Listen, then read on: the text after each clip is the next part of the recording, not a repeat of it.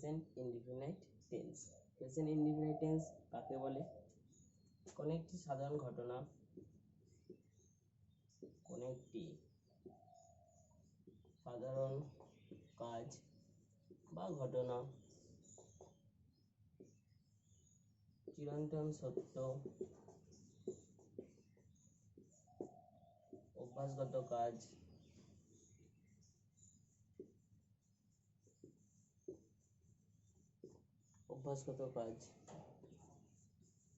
ঐতিহাসিক সত্য, simple incident, ঘটনা বা কাজ। চিরন্তন সত্য মানে হচ্ছে eternal truth, eternal truth. Habitual action,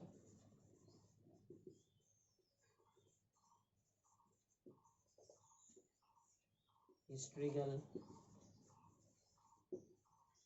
truth. অর্থাৎ এই চারটে যখন থাকবে তখন হচ্ছে প্রেজেন্ট ইনডিফিনাইট।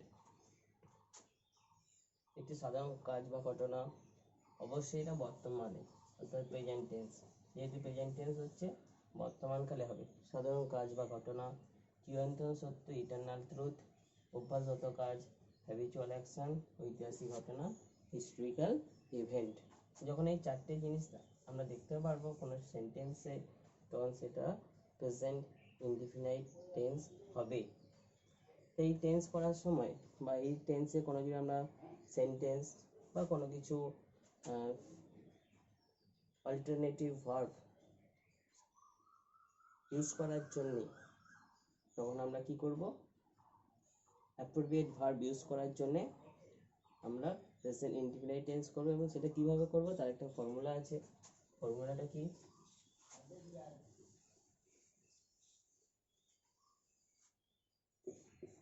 ফর্মুলাটা হলো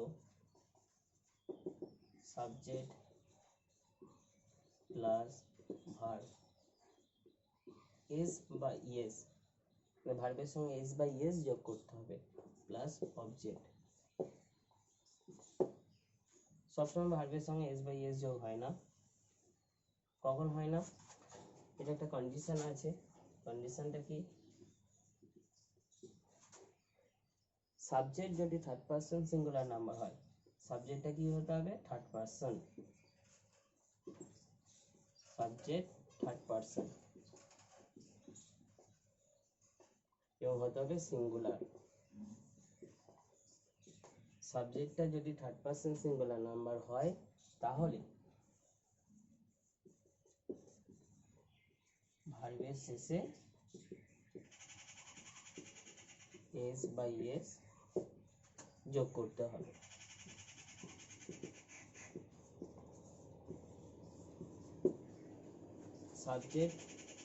সাবজেক্টটা যদি থার্ড পারসন সিঙ্গুলার নাম্বার হয় তখন ভার্ব যেটা থাকবে তার সঙ্গে এস বা ইয়েস যোগ করতে হবে।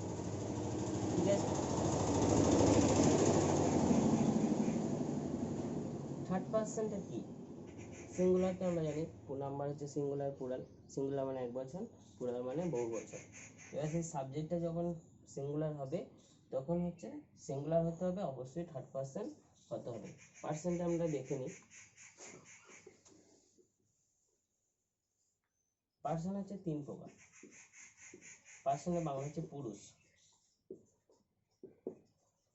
পারসন তিন প্রকার। ফার্স্ট পারসন,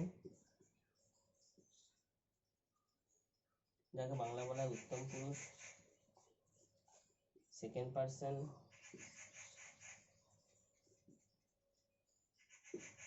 মধ্যম পুরুষ। আর third person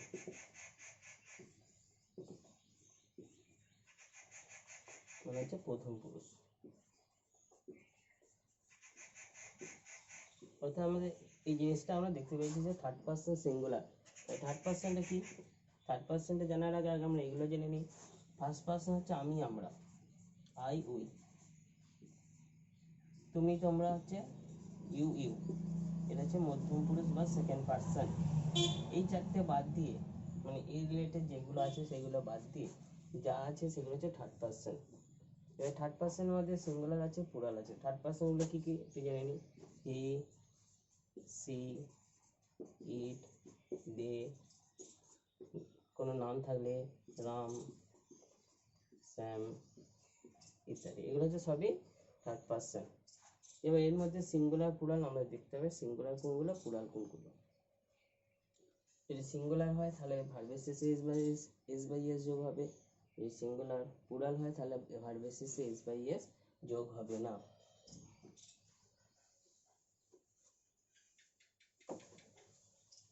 example,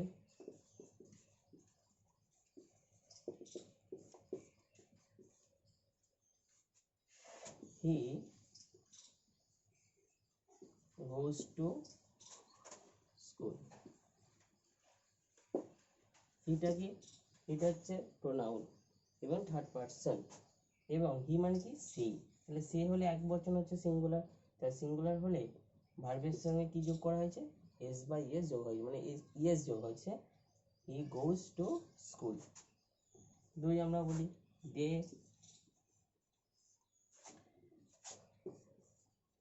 play cricket. তারা ক্রিকেট খেলে। এখানে দেটা কি? দেটা হচ্ছে third person, but third person কিন্তু এটা প্লুরাল। দে মানে তাহারা, তার মানে প্লুরাল অনেকজন। তাহলে এখানে কি হবে? দেটা যেহেতু থার্ড পার্সন কিন্তু প্লুরাল, সেই জন্যে প্লেসের সঙ্গে এস বাই এস যোগ করা হয়নি, শুধু হয়েছে প্লে। They play cricket. তাহলে এগুলো আমরা যেগুলো দেখলাম এগুলো হচ্ছে কোনো একটা সাধারণ ঘটনা।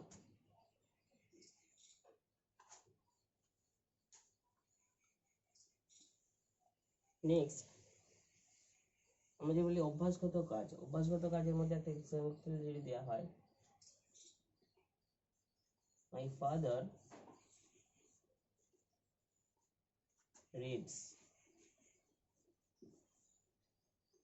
newspaper daily. বাবা প্রতিদিন নিউজ পেপার পড়েন। তাহলে মাই ফাদারটা তো থার্ড পার্সন সিঙ্গুলার, সেই জন্য এখানে রিডের সঙ্গে রিডস এস যোগ করা হয়েছে।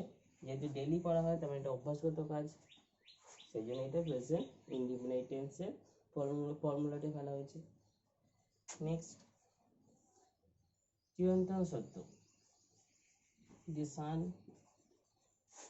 sets in the west. the sunটা থার্ড পার্সন, সেটস তার জন্য এস যোগ করা হয়েছে, ইন দ্য ওয়েস্ট। আরেকটা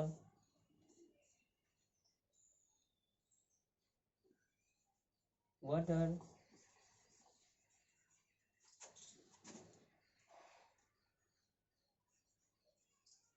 boils at 100 ডিগ্রি সেন্টিগ্রেড, জল 100 ডিগ্রি সেন্টিগ্রেডে ফোটে। তাহলে এখানে বয়েলস এটা তো চিরন্তন সত্য, তাহলে এগুলো হচ্ছে, এটা হচ্ছে অভ্যাসগত কাজ, চিরন্তন সত্য দুটো লিখলাম। এগুলো সবই প্রেজেন্ট ইনডিফিনিট টেন্সে ফর্মুলাতে ফেলতে হবে, যে subject plus verb plus object. Next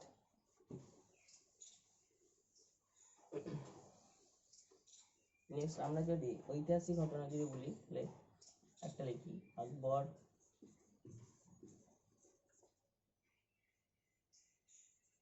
face দা রাজপুত। এটা একটি ঐতিহাসিক ঘটনা, তাই জন্য এখানে প্রেজেন্ট ইনডিফিনিট টেন্স হিসাবে কাজ করা হয়েছে।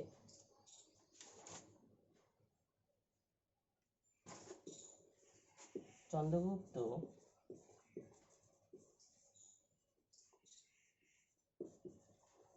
leads the battle himself.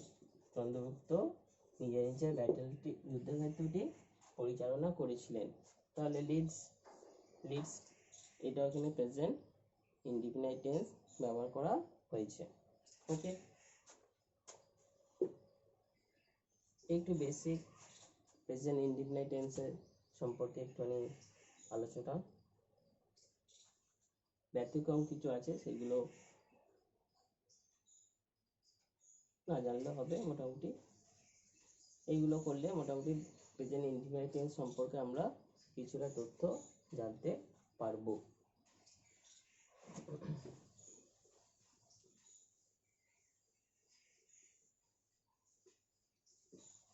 Next, present continuous.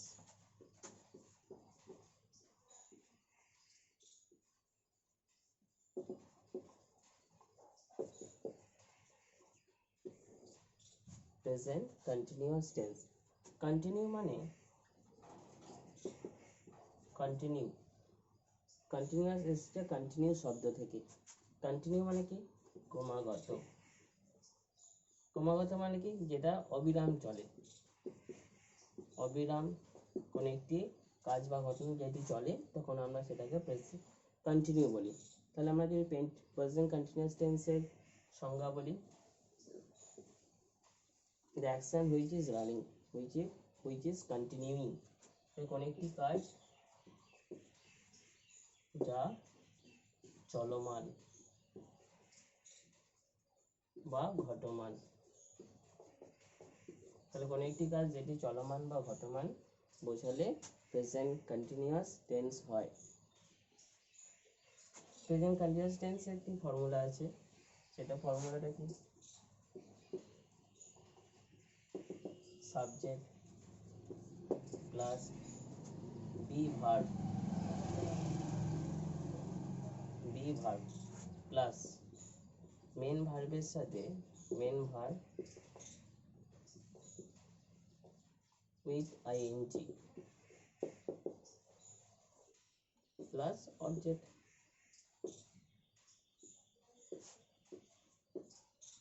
প্রথমে সাবজেক্ট, তারপর বি ভার্ব, তারপর মেন ভার্বের সঙ্গে আইএনজি প্লাস অবজেক্ট। এখানে বি ভার্ব কি হবে? am, is, are। Be verb হবে am, is, are। ভার্ব হলো তিন প্রকার: be verb, have verb, do verb. এখানে বি ভার্ব হচ্ছে am, is, are।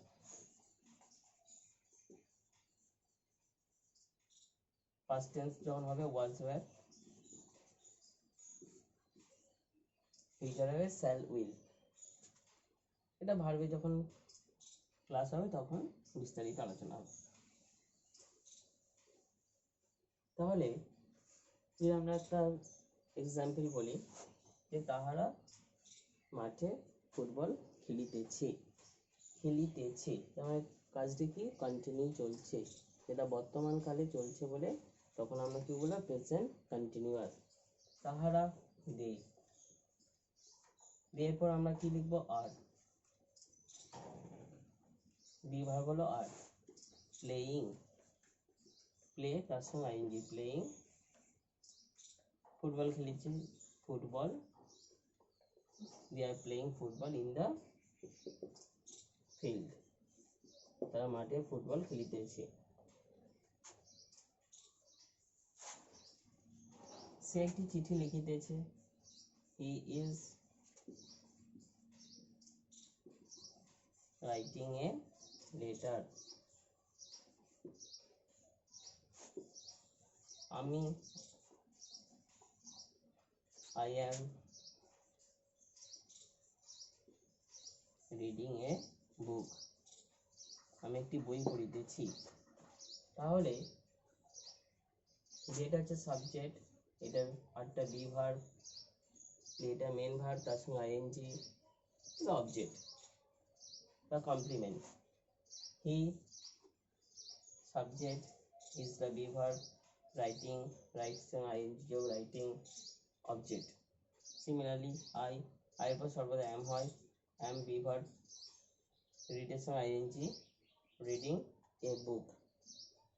তাহলে দেখতে পাচ্ছি ফর্মুলাটা কি? প্রথমে সাবজেক্ট হবে, তারপর be verb, am, is, are, main ভার্বের সঙ্গে আইএনজি প্লাস অবজেক্ট। তখন হবে প্রেজেন্ট কন্টিনিউয়াস টেন্স। ক্লিয়ার?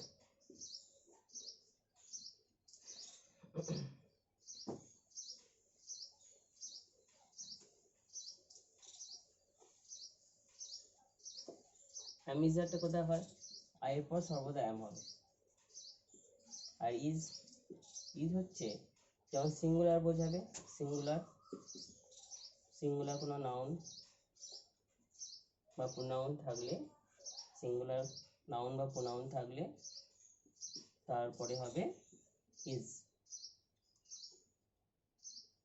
আর কোথায় হয়? প্লুরাল ফর্ম হলে সেখানে হবে আর। কিন্তু ইউটা হচ্ছে আমরা সিঙ্গুলার ধরি, প্লুরালও ধরি, সিঙ্গুলার প্লাস প্লুরাল, কিন্তু এখানে সর্বদা হবে আর, সর্বদা হবে আর, ইউ আর। ওকে,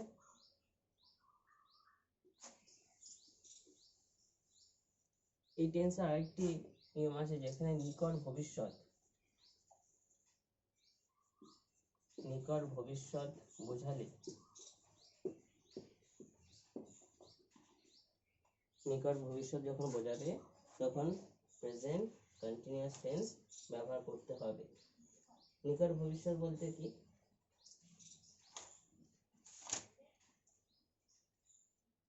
যেমন we are going to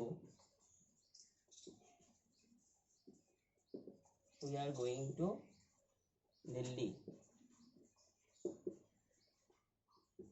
next month. We are going to, আমরা দিল্লিতে যেতে চলেছি। We are going to Delhi next month.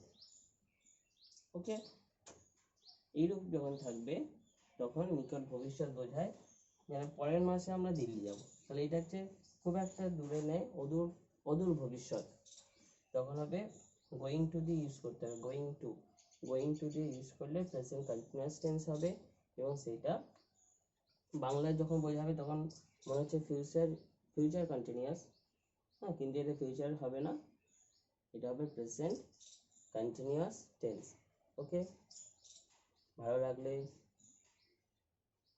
চ্যানেলটিকে সাবস্ক্রাইব করুন। আজ এই পর্যন্তই, নেক্সট ক্লাসে পরেরগুলো নিয়ে আলোচনা হবে। Thank you.